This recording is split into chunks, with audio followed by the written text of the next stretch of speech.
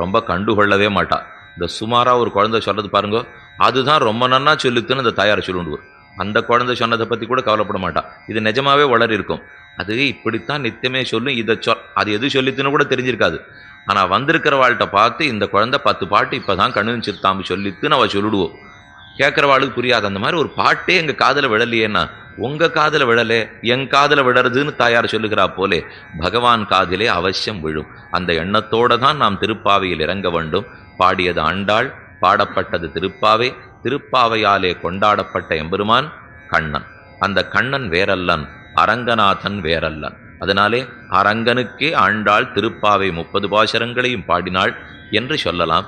இனி இதனுடைய தனியனேதுன்னு பார்ப்போம். ஸ்ரீ பராசர பட்டர் கூரத்தாழ்வானுடைய திருக்குமாரர். அவர்தான் இந்த திருப்பாவைக்கு தனியன் சாதித்தருளினார். நீளா துங்கஸ்தனகிரி தட்டி சுப்தம் உத்போத்திய கிருஷ்ணம் பாரார்த்தியம் ஸ்வம் ஸ்ருதிசத சிரசித்தம் அத்தியாபயந்தி சோச்சிஷ்டாயாம் சரஜினிகளிதம் யாபலாத்கிருத்திய புங்கே கோதாதஸ்ஸை நம இதமிதம் பூய ஏவாஸ்து பூயா. கோதனாச்சியார வணங்குவோம் வணங்குவோம் வணங்குவோம். எத்தனை தடவை சொன்னாலும் வணங்குவோம். அப்படி என்ன நமக்காக அவள் பண்ணி கொடுத்தாள்? உத்போத்திய கிருஷ்ணம் பாரார்த்தியம் ஸ்வம் ஸ்ருதி சத சிரசித்தம் அத்தியாபயந்தி. ஸ்ருதிங்கிறது வேதம். ஸ்ருதி சத சிரஹ 100 வேதாந்த வாக்கியங்கள். ஸ்ருதிக்கு சிரஸுங்கிறது உபனிஷத்து, வேதாந்தம். வேதம் வேதாந்தம்னு சொல்லுகிறோமோ இல்லையா உபனிஷத்தை. அந்த 100 உபனிஷத் வாக்கியங்கள் எல்லாம் ஒரே குரலாக ஒரு விஷயத்தை சொல்லுகின்றன. அந்த விஷயத்தை தான் ஆண்டாள் திருப்பாவையில் செப்பினாள். ஸ்ருதி சத சிரசித்தம் அத்தியாபயந்தி. என்ன விஷயம்? பாரார்த்தியம் ஸ்வம். ஸ்வம் தன்னுடைய, பாரார்த்தியம் பிறருக்கென்னே அற்று தீர்ந்திருக்கும் தன்மை, பகவானுக்கென்னே இருக்கும் தன்மை, அவன் அடியவர்களுக்கென்னே இருக்கும் தன்மை.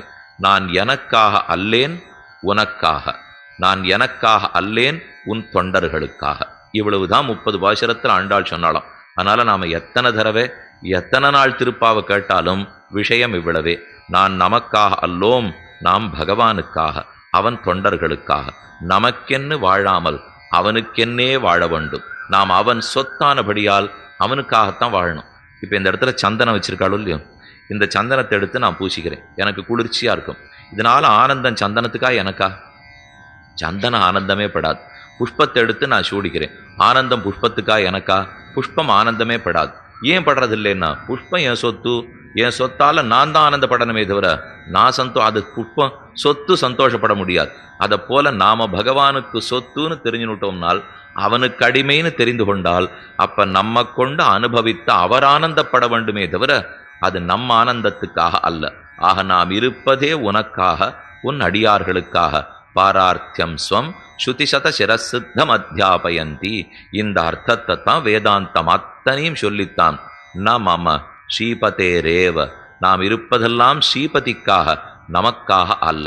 அகம் மத் ரக்ஷண பரோ மத் ரக்ஷண பலந்ததா நமம ஸ்ரீபதேரேவ இத்தியாத்மானம் நிக்ஷிபேத் புதா என்று வேதாந்த தேசிகன் தெரிவிக்கிறார்.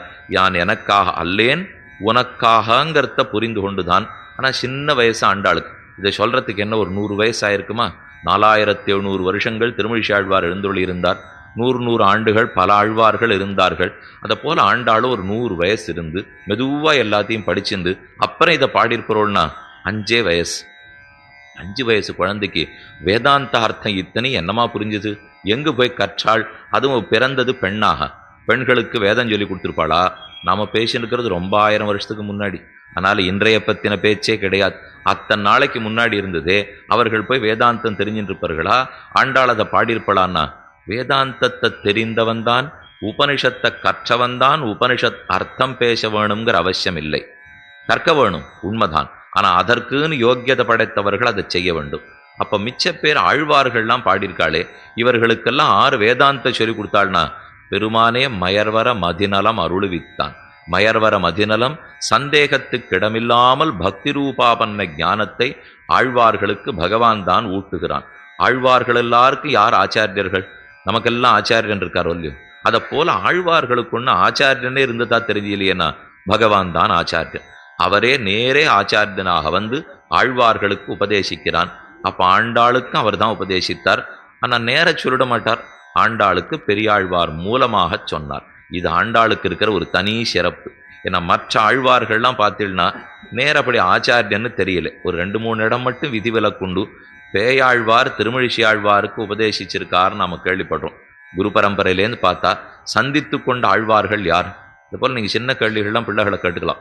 எந்தெந்த ஆழ்வார்கள்லாம் சந்திச்சுட்டு இருக்கார்கள், யார் யாரு சந்தித்ததே இல்லைன்னா பொய்கை ஆழ்வார், பூதத்தாழ்வார், பேயாழ்வார் சந்திச்சுட்டு இருக்கா. அது திருக்கோவலூரில் நடந்திருக்கு. பேயாழ்வார் தான் திருமழிசை ஆழ்வாரை திருத்திருக்கார், அது நிச்சயம். அதனால் அதுவும் நடந்திருக்க வேண்டும். அப்புறம் திருமழிசை ஆழ்வார் நம்மாழ்வார் சந்திச்சுன்றதா தெரியல. நம்மாழ்வார் குலசேகர ஆழ்வார் தெரியல. குலசேகர ஆழ்வார் பெரியாழ்வார் இல்லை.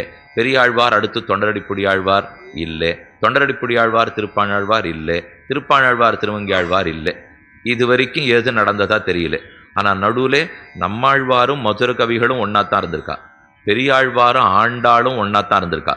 இவர்கள் வரைக்கும் மட்டும் சந்தித்திருக்கிறார்கள். அதனால் இவ 2 பேருக்கு என்ன ஏற்றம்னா, ஒரு ஆழ்வார் மூலம் மற்றொரு ஆழ்வாருக்கு சொல்லிக் கொடுத்துருக்காள் பெருமாள். தான் நேர வந்து சொல்லாமல் ஒரு ஆழ்வாரையே ஆச்சாரியனாக ஆக்கி அதன் மூலம் நீ தெரிந்து கொள்ளனா, அப்ப அந்த 12 பேருக்குள்ள அவளுக்கு ஒரு பெருமை. ஏன்னா இந்த நேர பெருமான்கிட்ட கேட்டுண்டா அவர் நிறைய குழப்பிடுவார். பகவானிடத்தில் மட்டும் உபதேசம் பெற்றுட்டோம்னா அது நம்புறதா வேண்டாமான்னு சந்தேகமாக இருந்துகிட்டே இருக்கும். இப்போ எங்களுக்கே கூட கீதை சொல்லுன்னு சொன்னால் பயமாகவே இருக்கும். இது என்னவோ ஏதோ சந்தேகப்பட்டுட்டே சொல்லணும். திருவாய்மொழி சொல்லிவிட்டா நிம்மதியாக சொல்லிவிடலாம். ஏன்னா அதில் எந்த சந்தேகத்துக்கும் இடமே இருக்காது. இதுதான் சத்தியம்னா அதுதான் சத்தியம். பெருமான் அப்படி அல்ல. அந்த சந்தர்ப்பத்துக்கு உலகத்துக்கு என்ன செய்தி சொல்லணுமோ அதுக்கு தகுந்தாப்புல பேசிடுவார். ஏன் இந்த மாதிரி போய் பேசலாமான்னு கேட்டா, சந்தர்ப்பமே நான் ஏற்படுத்துறது தானே விடுவார். ஆழ்வார் அப்படி சொல்ல மாட்டார் பாருங்க.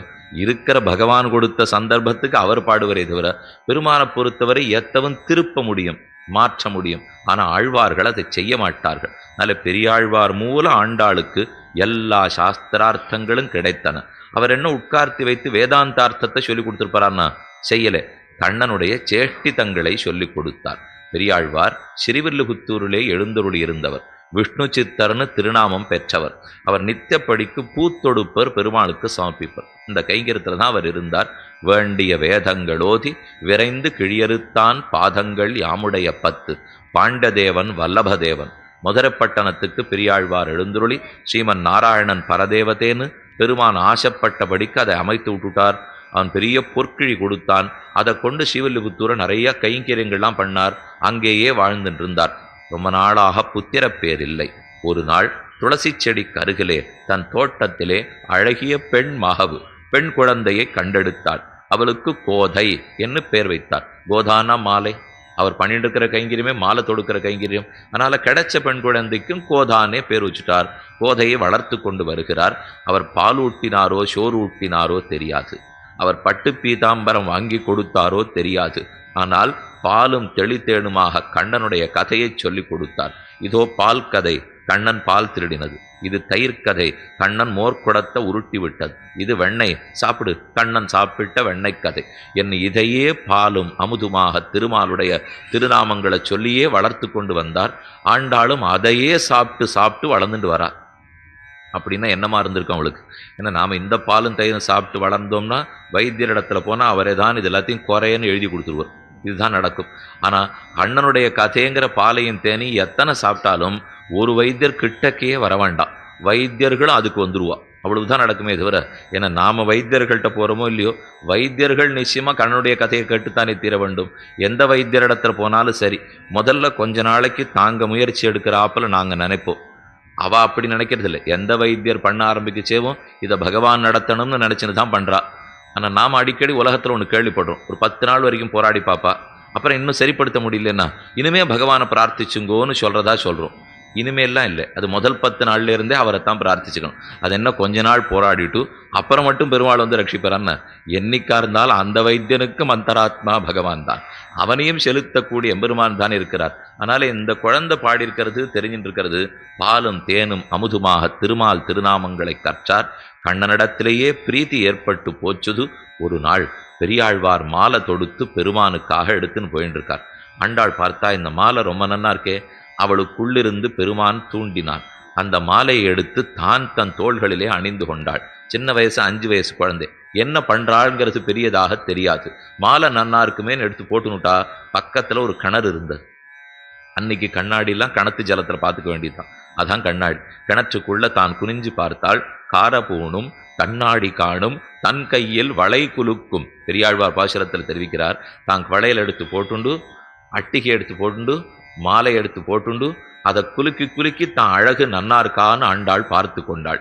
தன்னை ஒரு இடைப்பெண்ணாக நினைத்து, இடைப்பெண்கள்லாம் அலங்காரம் பண்ணிட்டா கண்ணனுக்கு பிடிக்கும்னு கேள்விப்பட்டேன், இது அவனுக்கு பிடிச்சிருக்குமோ என்று தன்னையே கண்ணாடி கிணற்றிலே அழகு பார்த்து கொண்டாள். இன்னைக்கும் சிவல்லிபுத்தூர் ஆண்டாள் ஆஸ்தானத்துக்கு அருகிலே அந்த கண்ணாடி கிணறு உள்ளது. காரை பூணும் கண்ணாடி காணும் தன் கையில் வளகுழுக்கும். ஆனால் பெரியாழ்வார் வந்துட்டார்னு கேள்விப்பட்டு சட்டுன்னு மாலையை கழட்டி பூக்குடலில் வச்சுட்டார்.